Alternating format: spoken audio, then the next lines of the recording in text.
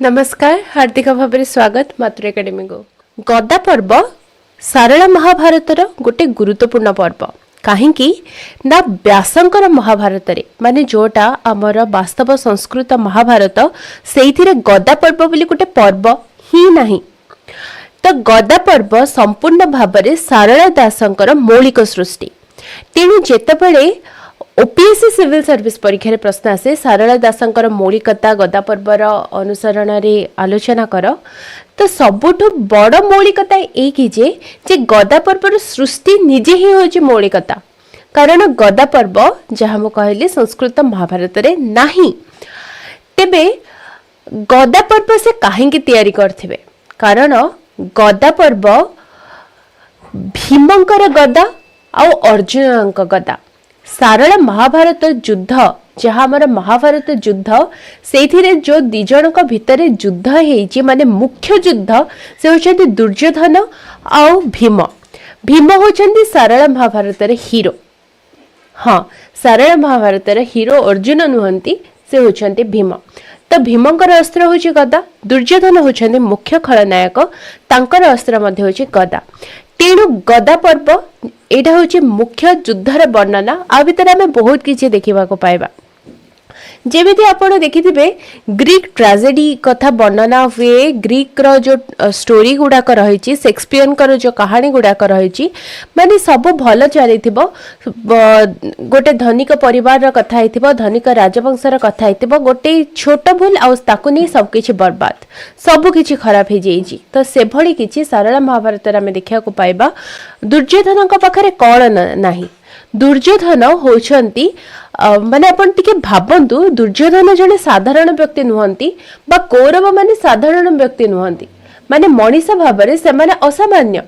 कारण पंच पांडव देवतांकर अंश हे कि मध्य कौरव मानक सहित से माने जेतेबेले समकक्ष होबाकू जाउथिले से माने बहुत कष्ट करिया पड़थिला। तांका सहित श्रीकृष्ण थिले, तथापि दुर्योधन और कौरव भाई मानक सहित युद्ध करबा से मानक कष्ट हेथिला। पुणे दुर्योधन होचंती मान गोविंद, से होचंती लक्ष्मीवंत। लक्ष्मी तांको छाड़ी की जीवा पई केबे मध्ये चाहू नथले, तांको पाखरे रहया पई लक्ष्मी सबबेले चाहिचंती। तो लक्ष्मी कर जो स्वतंत्र करुणा दुर्योधन पई अछि ताहा तो अन्य कहा पई नथिला सेते परिमाण रे। तेणु दुर्योधन को भली जणे महाखलनायक तांकर जो दुर्गति होची, से जो अनुभव करुछंती निजर कृतकर्मर परिणति को, से अनुभव करुछंती तांकर कर्मर विधान को, से जो कर्म करछंती, जो कुकर्म करछंती तार फल से भोग करछंती गदा पर्वर एई अंश रे, जहा को हम आज आलोचना करिया को जाउछंती। तेणु गदा पर्व पूरा महाभारतर माने सारला महाभारतर गोटे गुरुत्वपूर्ण जिनिस। और तार सबुठार गुरुत्वपूर्ण जिनिस होची दुर्योधन रक्त नदी संतरण। कारण ए जगह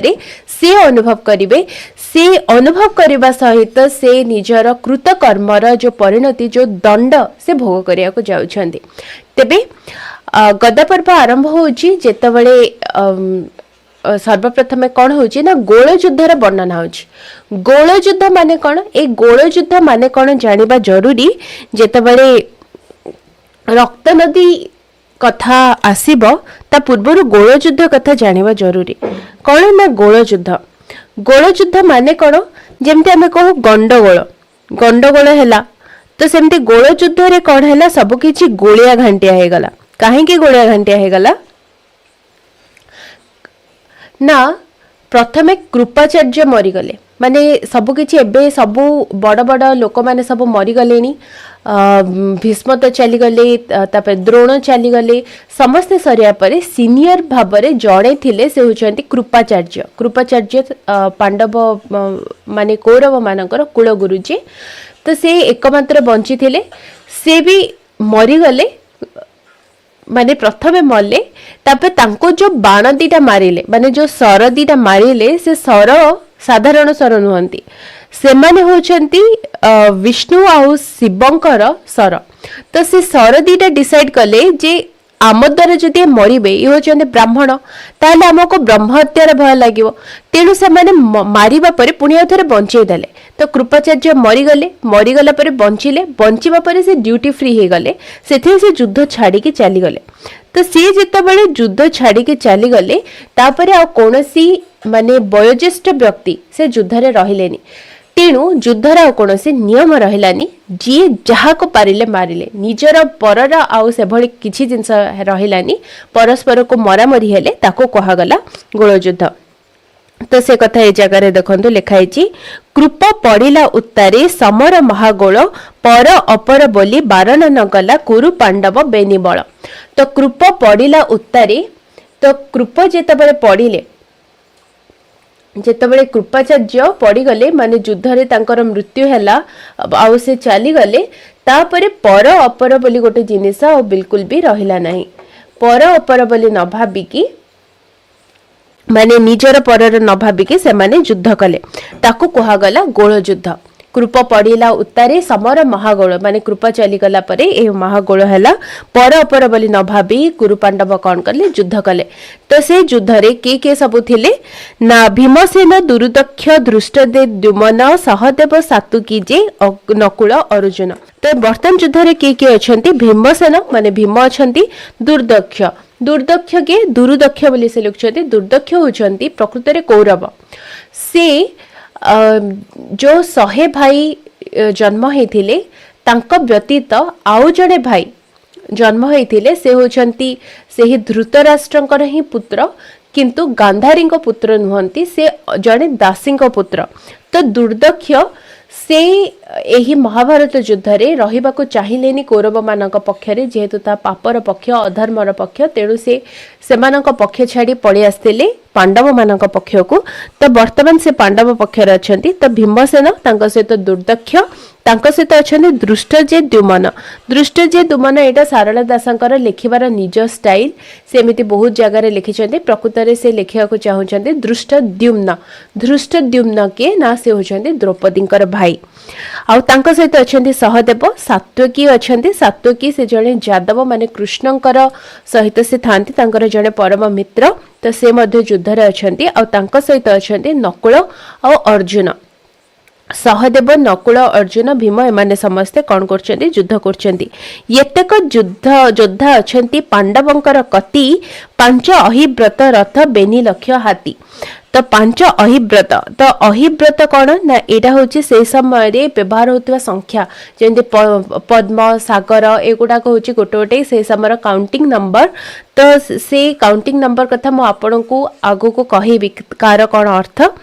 तेबे एठी गोटे जिंस मार्क करंतु येतेक कौन ना ए बदल रे सारला दास ये लिखिचंदी माने एतेक को से लिखिबा को जाई से लिखिचंदी येतेक एडा मध्ये जेतबेले आपण भाषा रे एनालिसिस करिवे ए सब पॉइंट लिखिया को फे तेबे एतेक योद्धा अछंती पांडवंकर कति माने पाखरे तो 5 अहिव्रत रथ आ बेनी लक्ष्य हाथी तो एतिकी जण अछंती 9 लक्ष तुरंगम 3 खेउणी पदांती समरे सखा नाही राय गुरुपति तो पांडवंक पाखरे एते परिमाण रे सैन्य अछंती हैला किंतु राय कुरुपति माने जे होचंती हमर मानगोविंद माने दुर्योधन पाखरे किंतु केही भी नांती समस्त तांकर मरी गलेनी तो से कथा से कहउचंती जे पांडव मान पाखरे एते जण तथापि अछंती मरी नाहंती किंतु कौरवंक पाखरे के नाहंती से एकुटिया बर्तन युद्ध करछंती तो सेतेबेले कोन हेजी ना कुरुपति माने दुर्योधनकर पुओ तांका ना लक्ष्मण कुमार से तांका पाखको आसुछंती लक्ष्मण कुमार तुले राय धृतिराष्ट्री सुहस्ता नामे हाथी आबरी समय कई देला दृष्टि तो लक्ष्मण कुमार से होचंती धृतराष्ट्रंकर पुत्र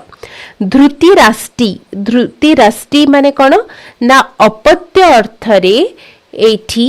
धृतराष्ट्रंकर पुत्र धृतराष्ट्री हेछि हैला एटा गोटे इंपोर्टेंट पॉइंट मन रखंतु धृतराष्ट्रंक पुत्र धृतिराष्ट्री माने दुर्योधन तो दुर्योधनकर पुओ होचंती लक्ष्मण कुमार तो लक्ष्मण कुमार जे कि आमर रक्तनदी संतरणर से होचंती मुख्य चरित्र तो लक्ष्मण कुमार से कौन कले ना दुर्योधन सहित आसिले कौ उपरे ना स्वहस्त बोली गोटे हाथी उपरे चढ़ी से आसिले। तो ये गोटे शब्द अच्छी देखो कई कई हूँ से समय व्यवहार होता विभक्ति चिन्ह पुणी थे जो लैंग्वेज एनालिसिस आपड़ करेंगे माने पेपर 1 आलोचन ये सब जिन बर्तमान मुझे विशेष भाव में गुरुत्व दौना जेहेतु आम पेपर 2 आलोचना कर +3 पिलांकर बर्तमान आलोचना कर साहित्य को एनालिसिस कर तेणु से समय भाषा जहाँ थिला बर्तमान ताकू केवल मु कहूची किंतु डिटेल आलोचना करिबिनी। तो पुणी से कहते एकांते राइला राजा लक्ष्मण कुमार एकांते राइला राइला माने डाकिला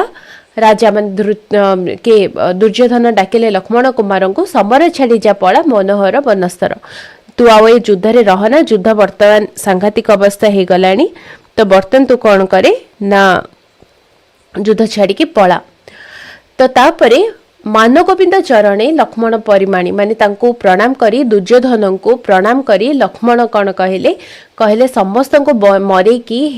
हे बापा तुम्हें वर्तमान एमिति कौन एते दुखरे अछ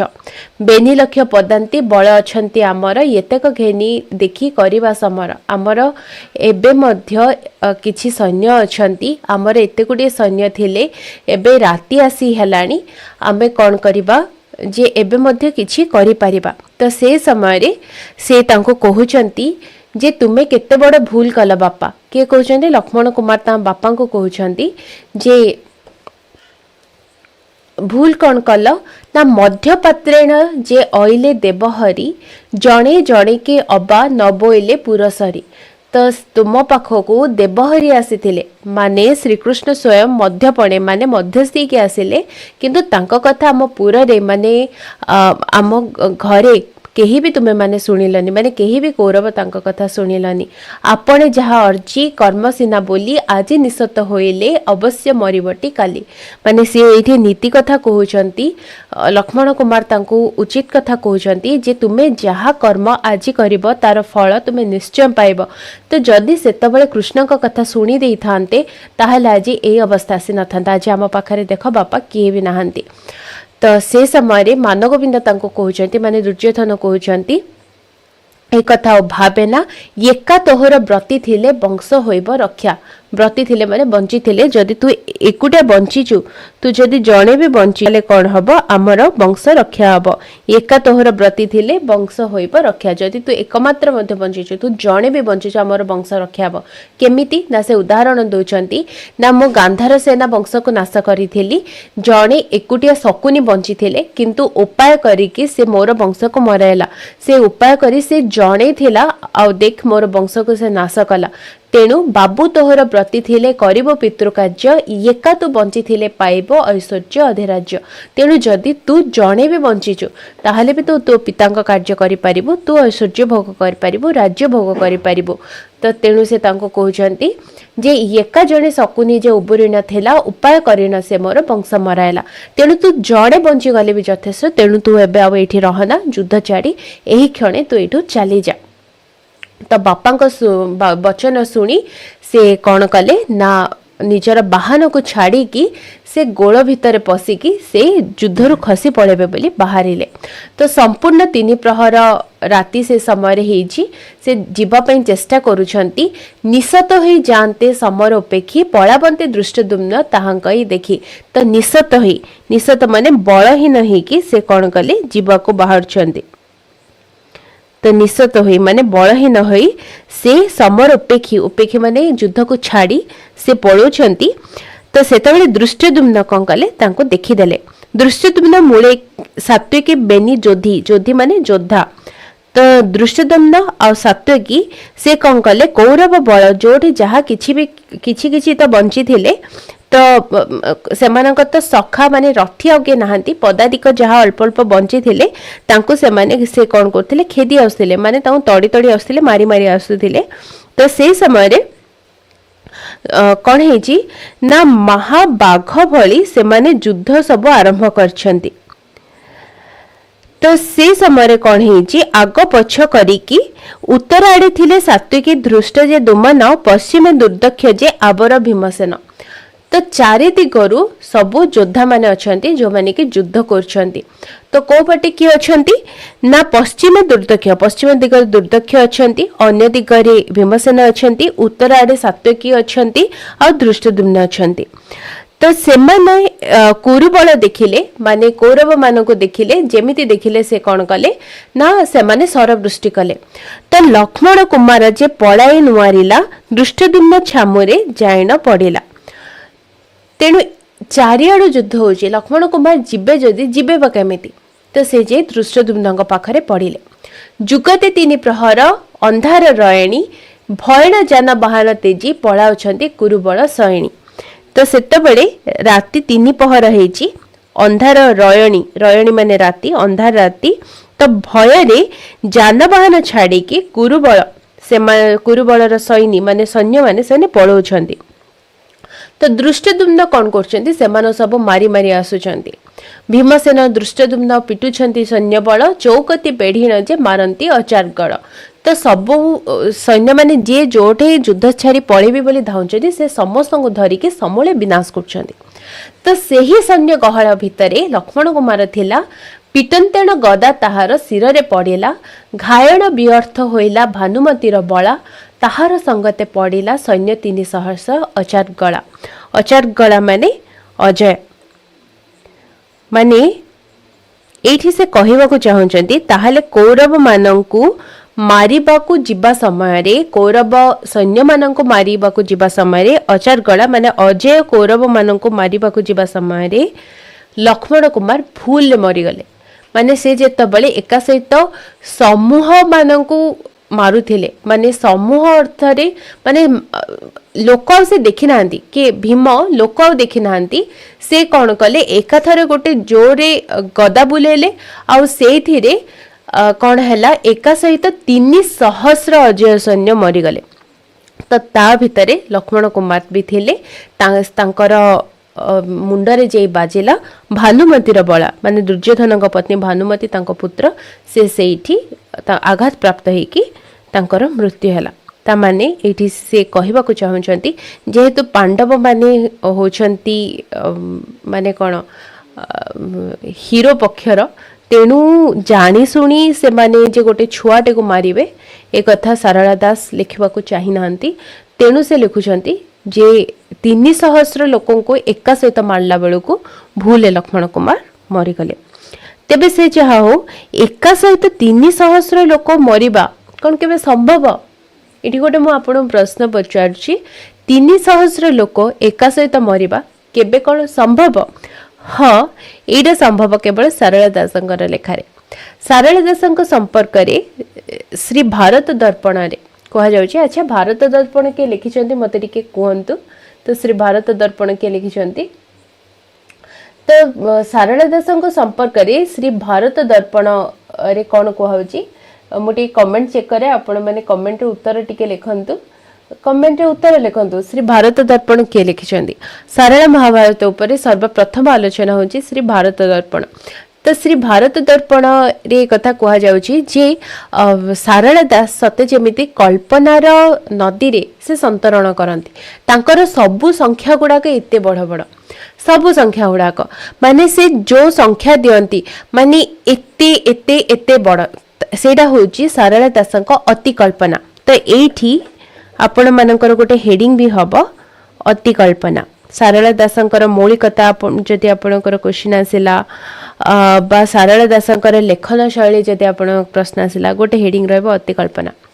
सारला दास वर्णना करछन्ती जेतल दुशासन मल्ला तार हाथ को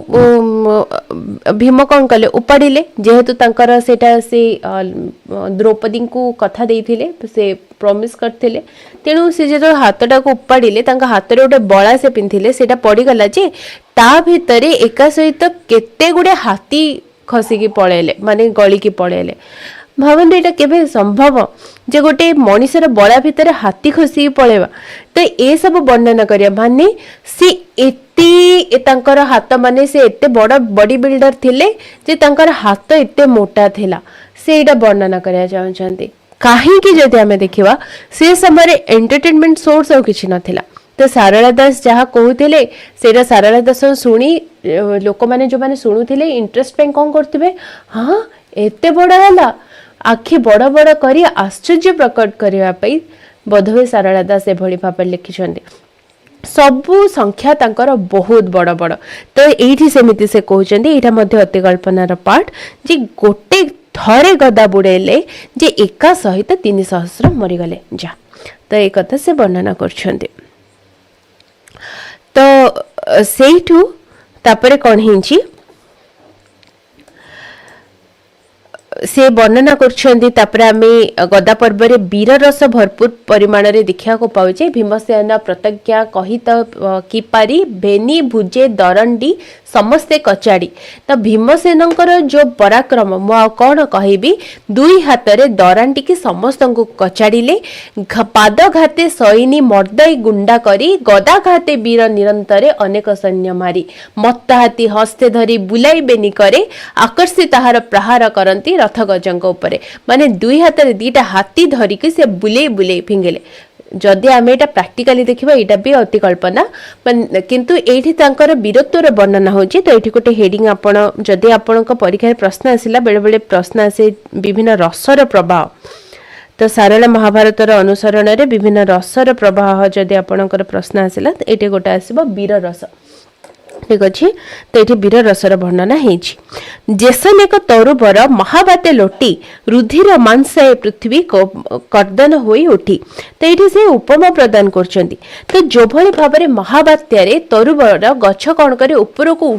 उठी जाए तो से भली भाव में से एमिति मारिले जे रक्त मांसरे पृथ्वी ऊपर गोटे कर्दम हो गला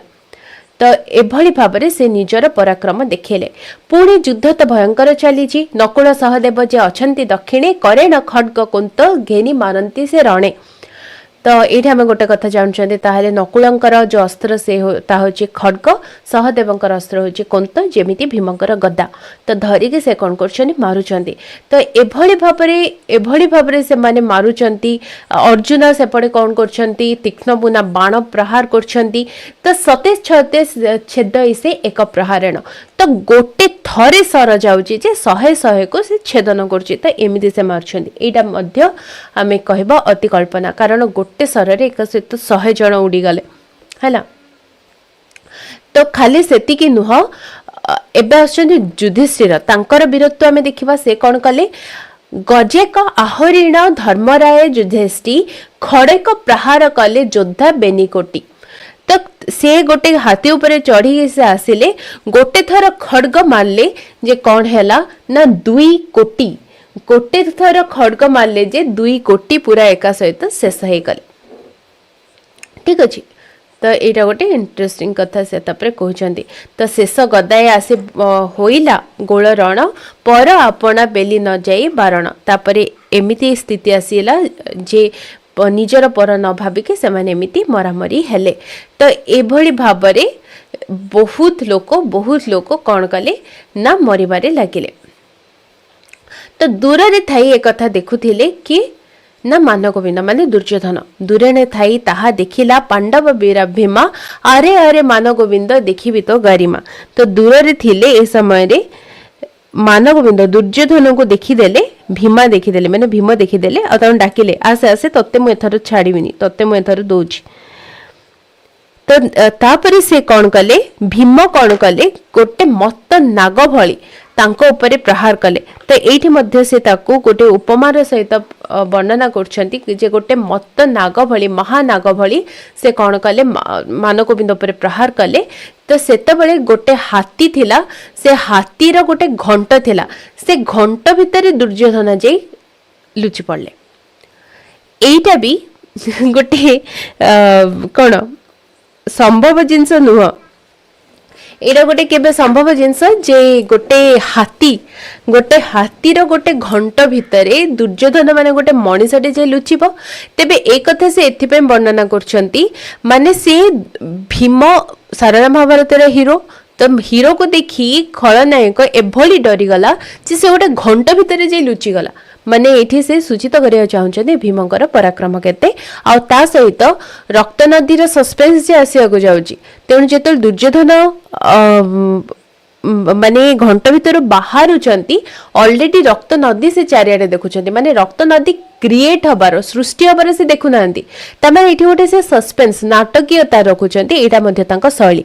ठीक अछि नाटकीयता शैली आमे एठी देखिया को पाइबा जे से घंट भितर अछंती कोठी कोन हेची जाननांती हठात बाहरला बेलु चारिआडे रक्तर नदी हैला तेणु नाटकीयता पाई मध्ये से भली भाबे लिखिछंती तेबे जेसनेक कदली बन एका जनक छेदई रक्कते कर्दम होइला देवी मही तो जो भली भाबरे माने कौन कले ना भीम कदली बण को नष्ट कला भलिया माने कदली बण को नष्ट करिया जेमिति जेते सहज सेमिति एका जनक के से कौन कले समस्त को जेती बंची थिले समस्त को छेदी देले तो पूरा रक्त रे कर्दन होइला माने रक्त रे पूरा भरपूर माने कादुआ हे गला देवी मही माने पृथ्वी रे रक्त नदी गोटे बहिला तहिर ऊपर बहिला रक्त नई जेसने के सपत सिंधु सपत दिके भेदई माने रक्त नदी साधारण नदी भलिया नुह सात सिंधु भली माने समुद्र भली से गोटे समुद्र नुह सातटी सागर भली सात दिगरे भेदिला भलिया माने एते बड़ रक्तर नदी बहिला मु गोटे कथा कहि रखे सारला महाभारत रे जो रक्त नदी कथा वर्णना होइछि एहा व्यासकृत महाभारत रे नाही माने एभली एते लोक मले रक्तर एभली गोटे विराट नदी गोटे हैला।